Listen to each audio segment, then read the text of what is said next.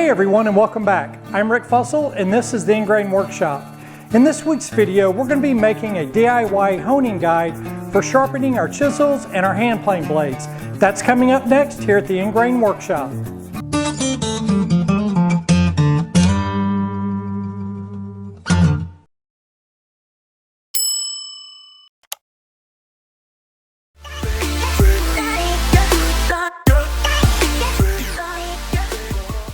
Okay, so we're going to be building our project out of black walnut. This here is crotched black walnut, and what we're going to do is you're not going to need a piece this big. The honing guide is 2 inches square by 1 inch thick, so we'll need 2 of those, one for each side of the honing guide. So we're probably just going to use the last 2 inches of this block to make the 2 sides of our honing guide. Now again, you don't have to use black walnut. You can use any hardwood that you prefer. Then you're also going to need a 1/4 inch brass rod, roughly 8 inches, and then some 1/8 inch flat stock brass. You'll also need 3 5/16 inch by 20 bolts that are 4 inches long, then some 5/16 inch threaded inserts. And then these items here, I'm repurposing. I took them off of one of the kids' scooters or rollerblades. And this is 2 ball bearings, 2 5/16 inch inserts, and then a star knob. And again, I'll leave a link in the video description below to where you can pick up all these items on Amazon through our affiliate links. So here at the table saw, I'm going to cut my blank down to a 1 inch thickness because that's going to be the thickness of both sides. Now I'm going to take my cross-cut sled, and with my fence set at 2 inches, I'm going to make 2 cuts and cut 2 2-inch blanks out of this 1 inch crotch walnut.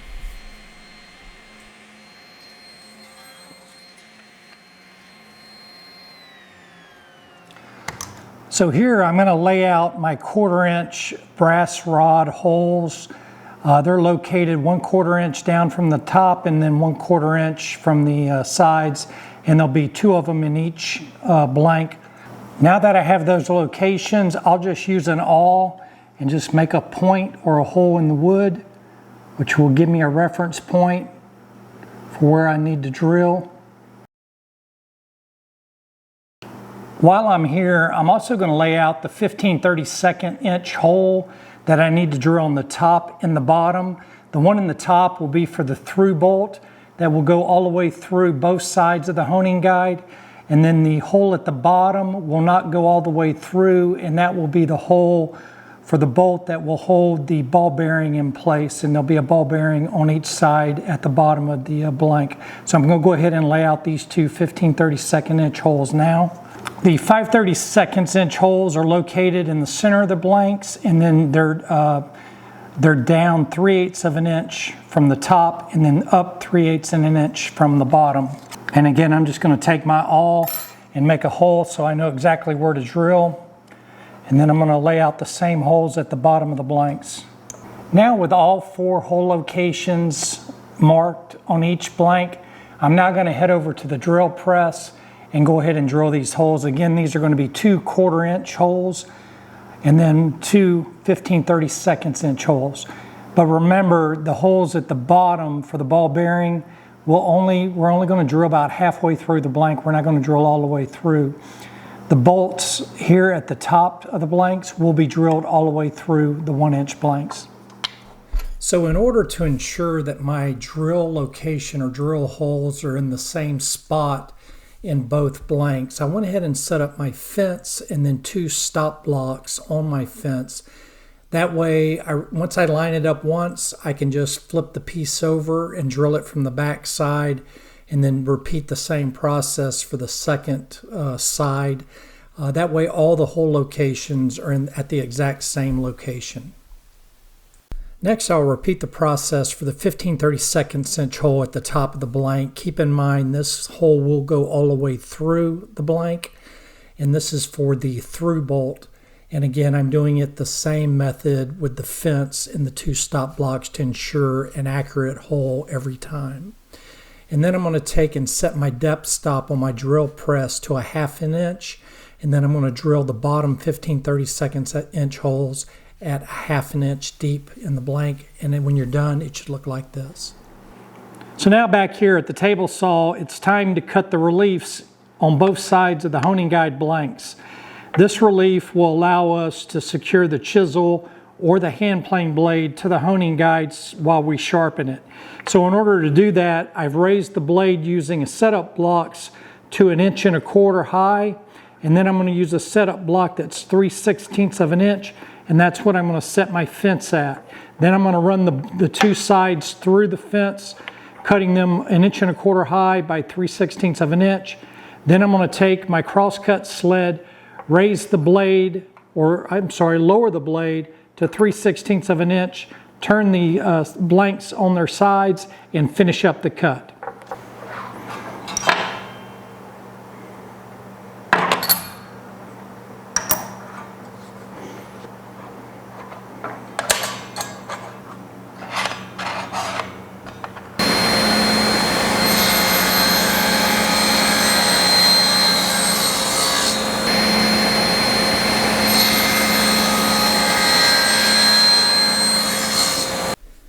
Now using my crosscut sled and the blade set at 3/16 of an inch, I can then go ahead and finish off the reveal cut, and this just basically cuts out the final piece of the reveal, which will allow us to insert the chisel and hand plane blades. So the next thing I did was go ahead and mark the outline for our profile. I took and measured up 1 inch from the bottom, made a mark here on the side, and then measured over 1/8 of an inch from the edge of the circle and made a mark, and then connected the two lines. And then we'll cut out this excess on both sides over here at the bandsaw, and then we'll take and just sand up to the line, and we'll do the same for both sides of the honing guide. So this cut here at the bandsaw doesn't have to be precise. I'm going to leave it probably about 1/8 of an inch proud, and then what we'll do is we'll take it over to the belt sander and then just sand right up to the line. So here at the oscillating belt sander, I'm going to take and just sand right up to the line, and I'm also going to take and round over all the edges just to give it a nice smooth feel, and also the very bottom is going to get a fairly large round over, and then just all the other corners just get these small little round overs again, just to smooth the edges. So let's recap what we've done so far. We've taken our black walnut. This is our 2 inch by 2 inch by 1 inch squares, and we've drilled 2 1/4 inch diameter holes. From the center of the holes to the top is 1/4 of an inch, and then 1/4 of an inch from the sides. And then we've drilled 2 15/32 inch holes, 3/8 inches up from the bottom and 3/8 inches down from the top to the center, and then we centered those in the middle of the blank, which is 1 inch on both sides. And then we took and we rounded over all the edges just to soften the edges and give it a nicer feel in our hands. And that's what we've done so far. Now, I've got a 1/2 inch insert for a 5/16 inch bolt, and that's what we're going to thread into the bottom 15/32 inch holes. And this is going to be for our bearings. This is where our bearings are going to ride, and we're going to use a 5/16 inch bolt. This bolt is 4 inches long, so we're going to have to cut it down to probably 1/2 inch and use that. And then the other bolt here, which is again a 4 inch bolt, we'll leave that at 4 inches, and this is going to be the bolt that determines the width of the actual honing guide, and we can adjust it. It's got an Allen key on the end of it, so we can adjust the honing guide in and out for the different size chisels and planer blades. Then we've got a 1 inch long 5/16 inch threaded insert. That's what we're going to use here at the top, and that's what our 4 inch bolt will thread through, and that's what will make the adjustability for the honing guide. Then these are just some leftover parts from my kid's scooter. It's a 5/16 inch diameter, just a metal insert. They're 1/2 inches long, and I'm going to take and insert those on both sides. This way the bolt will just slide freely through the honing guide. Now, if you don't have this, you can also take one of the threaded inserts and just drill out the threads and accomplish the same thing. And then I just had a spare T-bolt, and I'll thread the T-bolt on here instead of using the Allen key. This will give me the functionality to be able to use the T-knob. But again, the T-knob isn't necessary. This is just something I found laying around the workshop, so I thought I'd put it to use. And then of course we have our 2 1/4-inch brass rods that are 6 inches in length. And we'll take and cut those down to the final length once we start the assembly process, and those will be inserted into the 1/4-inch holes. So that's where we're at now. So I think the next thing that I'm going to do is go ahead and insert the threaded inserts. I've got a pretty snug fit, so I probably won't use any CA glue, but you know, it might be recommended to just go ahead and use some CA glue just to make sure that those aren't going to go anywhere. So that's what we're going to do next, is install the threaded inserts. So you want to take your time here with the threaded inserts because you're using hardwood and it's a pretty snug fit. You don't want to crack your blank at this point. So I found it easy just to thread it, you know, 1/2 a thread, then back off, thread it, back off, and then just keep doing that until I work the entire insert into the blank. That way you just make sure that you're cutting your threads as you go instead of just threading it and possibly cracking your blank and having to start over. Once we get the threads cut in for all the inserts, then we're going to back out all the inserts because we'll need to have those off before we finish the honing guide sides. Here at the table saw, we're going to cut our brass wiring strips down to 3/16 of an inch. Again, you can use woodworking equipment to cut soft metals like brass, and I just used double-sided tape to tape it down to a piece of scrap wood and then ran that through the table saw. Here at the miter saw, we're going to take and cut our wiring strips down to 2-inch lengths. We're going to need 4 of these. So the wiring strips are 2 inches long by 3/16 of an inch wide, and there'll be a total of 4 wiring strips, 2 for each side.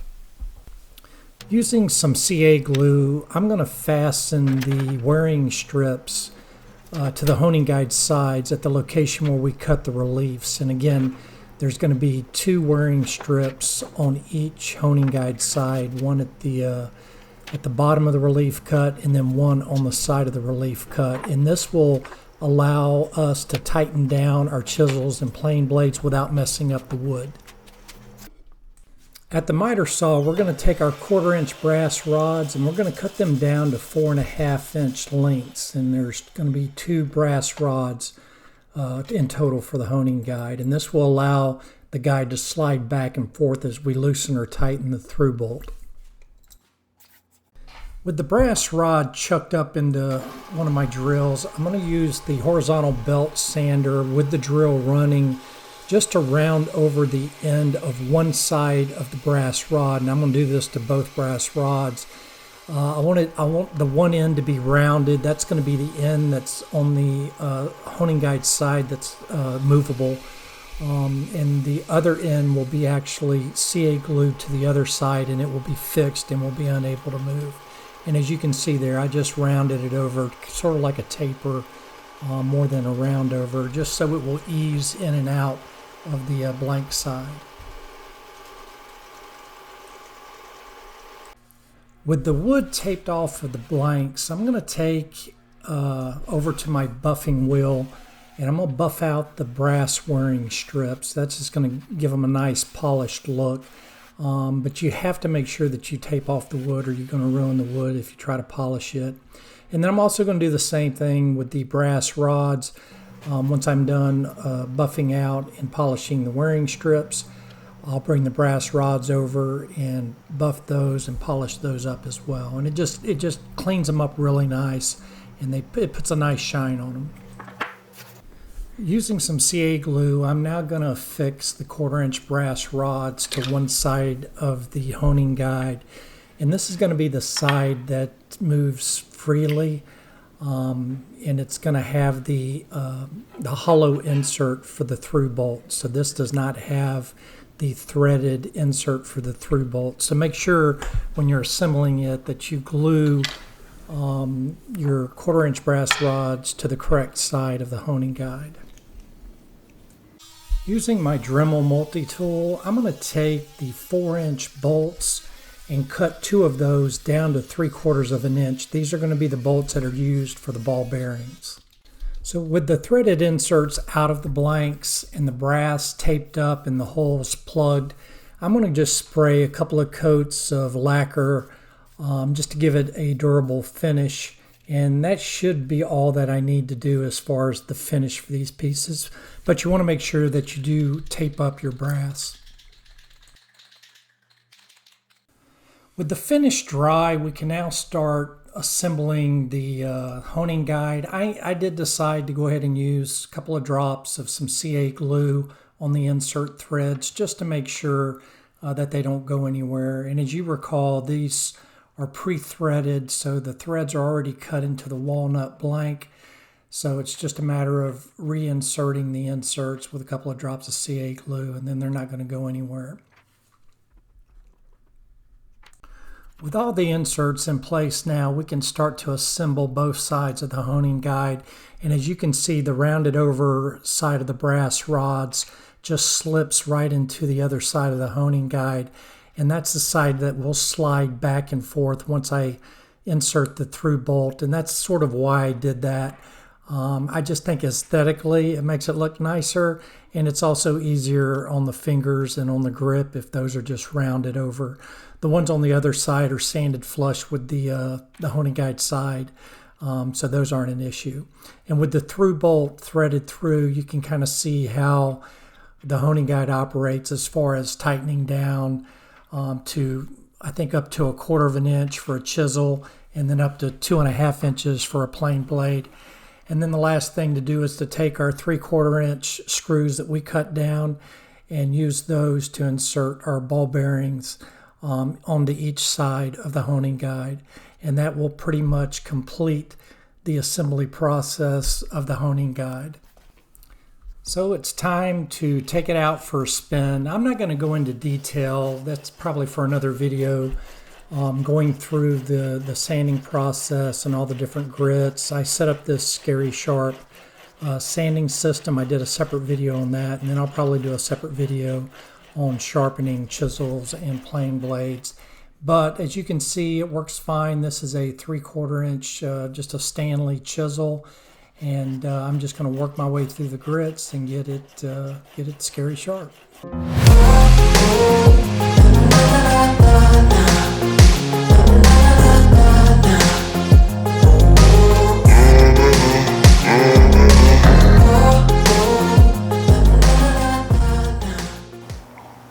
Well, that's going to wrap up this project. I hope this video kind of gives you some ideas on how you can make your own DIY honing guide.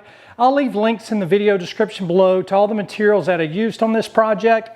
If you're new to the channel and you like DIY and woodworking projects, then I highly recommend that you hit that subscribe button. It's free and painless, and I'd also ask that you ring that notification bell. That way you'll be notified of all our upcoming videos.